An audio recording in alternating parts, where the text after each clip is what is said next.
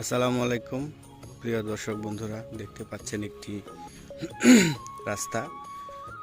রাস্তাটি মূলত এখানে যতগুলো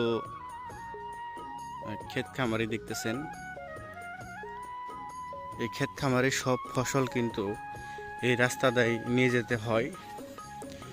এবং দেখতে পাচ্ছেন ওইখানে একটি গাছ আছে এবং ওইখানেও একটি রাস্তা আছে।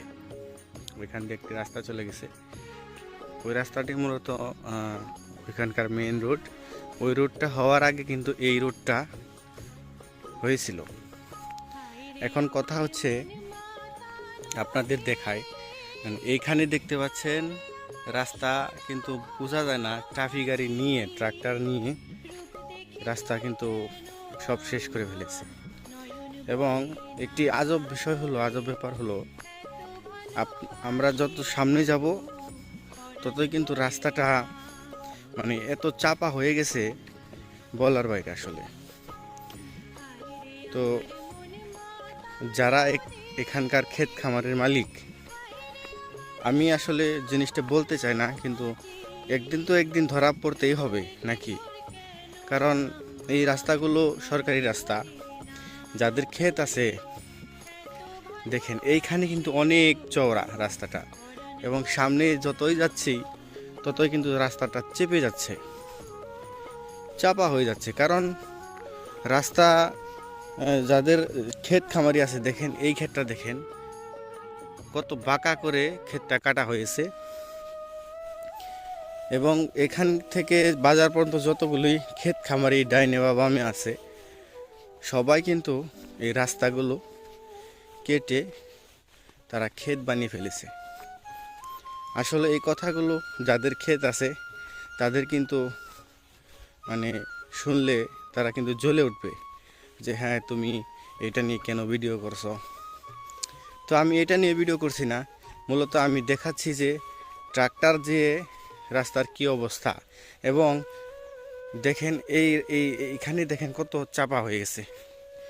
তো আপনারা নিজেরাই ভাবেন যে আজ থেকে 2-3 বছর পর কি এই রাস্তাটা পাওয়া যাবে, বা 5 বছর পর এই রাস্তা কি থাকবে, সেটাই ভাবার বিষয়। কৃষকরা আসলে বুঝতে চায় না যে ওনারা ক্ষেত বাড়ালে মনে হয় আসলে সব কিছু ঠিকঠাক হয়ে যাবে। এটা আসলেই ভুল।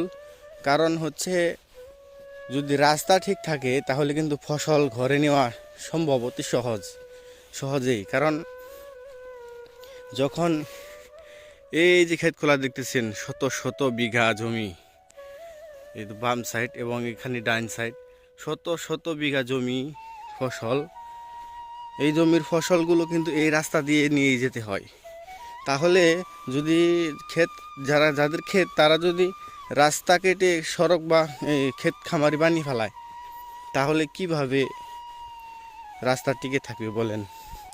কিন্তু এই রাস্তাগুলো যখন সরকারিভাবে টেন্ডার হয়ে যাবে, পাস হয়ে যাবে, তখন কিন্তু রাস্তা দিতেই হবে। দেখেন এই ক্ষেতটার আতাল কিন্তু প্রায় 1.5-2 হাত রাস্তায় এসে পড়েছে। এবং সামনের যে ক্ষেতটা দেখতেছেন সেটা কিন্তু 2 হাত ভিতরে আছে এখনো। মানে আমি যেখানে দাঁড়িয়ে আছি সেখানে চাপা, সামনে একটু চওড়া হয়ে গেছে। আবার একটু সামনে যাই, দেখেন যত সামনে যাব তত রাস্তা একদম চাপা হয়ে যাচ্ছে। তো এগুলো সরকারি রাস্তা, এগুলো কিন্তু আমাদেরই দেখে রাখতে হবে। যদি আপনারা যদি দেখে না রাখি, এই সম্পদগুলো হারিয়ে গেলে কিন্তু পরবর্তীতে রাস্তা খুঁজে পাবো না, সেই মেইন রাস্তা দিয়ে যাইতে হবে। কৃষকের অনেক কষ্ট ভোগান্তির শিকার হতে হবে। তো আসুন সবাই মিলেমিশে রাস্তাগুলো টিকিয়ে রাখি, যাতায়াত ব্যবস্থা ভালো রাখি, এতে আপনার আমার সবারই মঙ্গল হবে। ভিডিওটি ভালো লাগলে অবশ্যই লাইক, কমেন্ট, শেয়ার করবেন। আল্লাহ হাফেজ, দেখা হবে আবার কোনো এক ভিডিওতে।